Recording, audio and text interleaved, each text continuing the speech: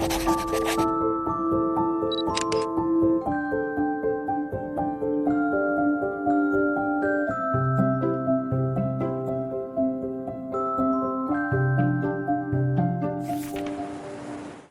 saya pengen ngisahin tentang Umar bin Khattab. Umar bin Khattab itu salah satu hobi beliau dengar kisah. Itu yang bikin iman Umar bin Khattab itu luar biasa. Hobinya itu dengar kisah. Kalau ada orang yang menurut Umar kayaknya ini lebih senior, lebih soleh, lebih berpengalaman, Umar langsung duduk. Pak, tolong beri saya nasihat, beri saya kisah. Suka dengar kayak gitu. Suatu hari Umar nemu seorang ayah yang sama anaknya itu apet banget, sama anaknya itu kayak dekat banget, sayang banget ke anak laki-lakinya. Dan nggak sewajarnya kayak gitu, saking sayangnya ke anak laki-laki. Akhirnya Umar nanya, Bapak ada cerita apa dengan anaknya ini? Si bapak ini cerita, ya Amirul Mukminin, saya tuh pernah dulu ketika istri saya sedang hamil, saya dapat panggilan berjihad. Kan di zaman sahabat dulu ada wamil ya, wajib militer. Jadi semua laki-laki harus ikut membela negara. Saya dapat panggilan berjihad. Sedangkan istri saya sedang hamil tua. Saya galau antara berangkat atau absen nungguin istri ngelahirin. Saya tanya ke istri saya, kata istri saya, Mas kan udah sering ikut jihad, sekali-kali ini coba minta izin kepada komandan, kepada panglima supaya menunggui istrinya yang mau ngelahirin. Istrinya gak rela suaminya berangkat, tapi suaminya berat hati pengen membela agama Allah, membela negara. Setelah istikharah, tanya sana sini, akhirnya suaminya memutuskan, saya harus berangkat. Urusan kamu saya serahkan kepada Allah SWT. Akhirnya dia pun berangkat. Sebelum berangkat dia doa. Dia pegang perut istri, dia usap-usap sambil dia katakan, ya Allah, saya titipkan bayi saya ini kepada Engkau. Engkaulah sebaik-baik yang menjaga. Berangkat beberapa hari kemudian dengar kabar istrinya meninggal dunia. Dia langsung minta izin, diizinkan pulang lagi ke Madinah. Sampai di Madinah dia lihat rumahnya kosong, dia cari kuburan istrinya. Pas dia pergi ke kuburan istrinya, dia melihat kuburan itu ngeluarin asap. Kayak ada yang dibakar di dalam kuburan teh, ngeluarin asap. Terus Umar nanya ke tetangga, apakah istri saya berzina ketika saya tinggalkan?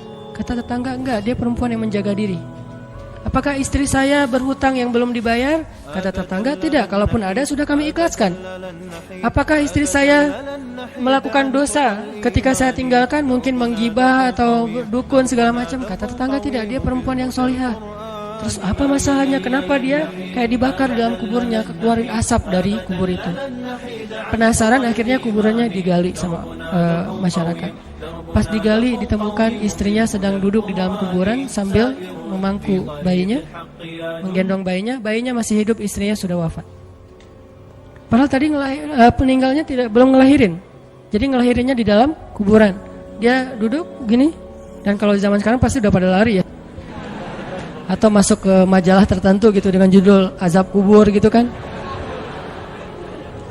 Nah, orang-orang pada heran ngelihat bayinya masih hidup, menangis, dan istrinya duduk dalam keadaan tidak bernyawa. Diambil bayi itu, istrinya dikuburkan kembali. Ternyata istrinya bukan diazab, itu tanda-tanda dari Allah supaya digali kuburannya dan melihat kebesaran Allah. Waktu itu laki-laki ini menangis dan beristighfar, minta ampun kepada Allah. Orang-orang heran, nanya, kenapa? Apa dosa kamu kok minta ampun? Dia bilang, saya berburuk sangka kepada Allah. Gimana berburuk sangkanya? Sebelum saya berangkat berjihad, saya mengusap perut istri saya katakan, ya Allah, saya titipkan bayi saya kepadamu, Engkau sebaik-baik penjaga. Saya enggak mengatakan bayi saya dan istri saya, karena saya pikir istri saya sudah dewasa, bisa menjaga dirinya, sedangkan bayi masih lemah dan dia butuh penjagaan Allah. Saya berburuk sangka kepada Allah, saya pikir manusia bisa menjaga diri, sementara bayi tidak. Orang dewasa bisa, sehingga Allah hanya menyelamatkan apa yang saya titipkan dan membiarkan apa yang saya tidak. Aku tergantung prasangka hambaku kepadaku. Ana indani abdi bi. Kalau kita tawakal ke Allahnya 100%, Allah nolongnya 100%. Dan ukuran persentase itu yang tahu cuma kita, karena di hati kita itu yang muncul. Ada satu titik keraguan, berarti kurang dari 100%. Keraguan itu memperlambat datangnya pertolongan dan keajaiban dari Allah. Makanya aku tergantung prasangka hambaku kepadaku. Kenapa ada orang di zaman dulu tuh kayak dapat karomah, keajaiban-keajaiban dalam hidupnya, kayak nggak mungkin terjadi secara logika dan ilmiah. Karena memang dia yakinnya ke Allah itu 100%. Apakah kalau kayak gitu kita nggak perlu ikhtiar? Perlu, tapi ikhtiar nggak ada hubungannya dengan keyakinan. Ikhtiar itu hubungannya dengan kewajiban. Allah yang suruh ikhtiar, tapi yakin berhasil apa enggak itu urusan yang kedua, urusan hati antara kita dengan Allah Subhanahu wa taala. Kayak kita minum obat. Tentunya kita harus beli obat yang paling bagus, dokter yang paling recommended, yang spesialis. Oke, itu ikhtiar. Tapi kalau sampai hati kita terlibat dengan ikhtiar itu, meyakini bahwa kalau ini pasti sembuh, kalau ini kayaknya nggak ada harapan, soalnya dokter juga nggak ahli, berarti hati kita sudah terpaut dengan makhluk dan berarti sudah berkurang yakinnya kepada Allah. Saat itu kita tidak akan melihat keajaiban. Yang terjadi dalam hidup kita saat itu apa? Hal-hal yang ilmiah. Kenapa kita hanya ngalamin hal-hal yang ilmiah? Karena kita yakinnya kepada hal yang ilmiah. Kenapa ada orang yang ngalamin hal-hal yang sifatnya miracle? Karena dia yakinnya kepada mukjizat, yakinnya kepada aun atau pertolongan dari Allah Subhanahu wa taala. Jadi bukan kita tidak berikhtiar, ini bab a'malul qulub, amal hati. Apakah hati kita yakin enggak sama Allah Subhanahu wa taala? Dan Umar mendengar cerita itu semakin yakin sama Allah. Makanya nanti muncul kasus di zaman Umar tuh luar biasa. Ini presiden kalau imannya 100% ke Allah, ada masalah di negaranya tuh dia tinggal bilang ya Allah, beres tuh masalah. Jadi di Mesir waktu itu ada musim paceklik sampai Sungai Nil tuh hampir habis tuh. Sehingga air Sungai Nil nggak mengalir lagi ke ladang-ladang jagung, gandumnya orang-orang Mesir. Dan orang Mesir yang dulunya menyembah anak sapi betina mulai syirik lagi nih. Mulai berpikir, kalau kayak gini mah sama aja. Setelah Islam datang kita tetap aja susah, paceklik. Mending kita doa lagi ke nenek moyang kita, dewa-dewa yang dulu. Gubernur Mesir yang namanya Amr bin As waktu itu ngirim surat kepada Umar ke Madinah. Ya Amirul Mukminin, Mesir sedang diuji oleh Allah dengan kekeringan dan masyarakatnya hampir syirik. Kami mohon bantuan dari pusat, dari Madinah untuk membantu bagaimana mengatasi kekeringan di Mesir. Begitu surat itu sampai ke Umar bin Khattab, Umar nulis balik surat dalam bentuk doa. Bismillahirrahmanirrahim. Ya Allah, turunkanlah hujan untuk masyarakat rakyat Mesir. Dikirim ini surat ke Mesir. Waktu itu ibu kotanya masih Alexandria, belum Kairo. Dikirim ke Alexandria. Malam itu diambil sama Amr bin As. Pas dibaca oleh Amr bin As, Bismillahirrahmanirrahim. Ya Allah, berikan rakyat Mesir hujan yang mencukupi untuk mereka. Saat itu juga hujan turun. Sampai Sungai Nil meluap dan menggenangi ladang-ladang jagung dan gandumnya orang-orang Mesir. Dan mereka bertakbir semuanya. Cuman ngirim surat doang dari Amirul Mukminin. Kan enak ya. Coba kalau kita hidup di zaman Umar, ya Amirul Mukminin, saya belum dapat jodoh. Ya Allah, beri dia jodoh. Beres. Cepet banget loh. Ya Amirul Mukminin, dia nolak saya. Ya Allah, terimalah. Terima. Yang kemarin nolak, hari ini kenapa ya saya jadi srek sama dia? Gara-gara doa Amirul Mukminin. Ini artinya teman-teman, keajaiban dari yakin kepada Allah itu luar biasa dari kisah bapak tadi tuh. Kalau kita berbaik sangka kepada Allah. Kenapa nggak ikhtiar? Mungkin sudah ikhtiar bikin pengairan segala macam tapi belum berhasil. Yang kurang cuma satu, doa. Doa mungkin udah banyak tapi belum diijabah karena doa-doa mereka tidak seajaib doanya Umar bin Khattab.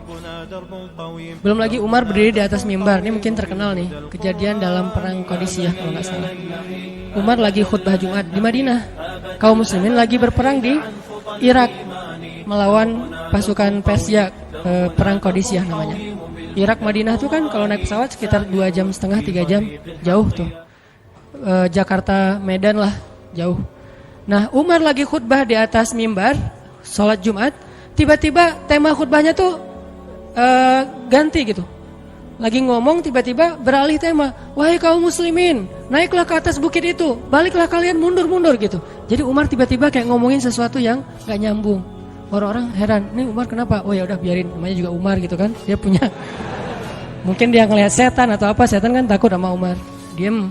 Udah selesai sholat Jumat, pada datang, ya Amirul Mukminin, tadi apa yang terjadi? Kenapa Amirul Mukminin ngomong sesuatu yang gak nyambung? Kita juga gak ngerti.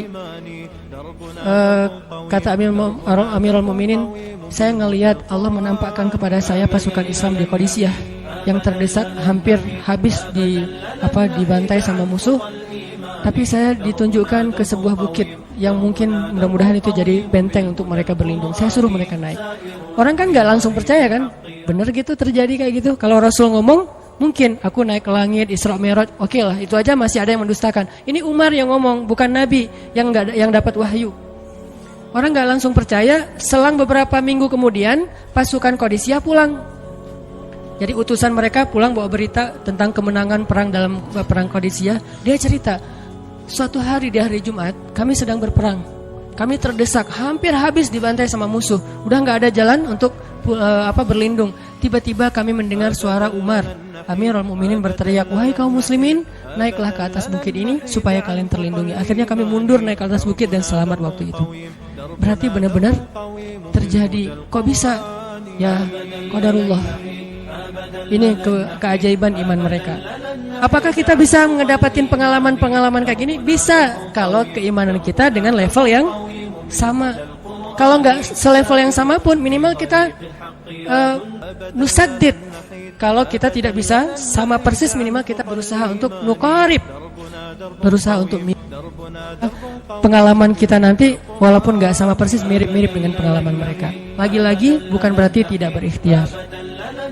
Ya Rajai, ya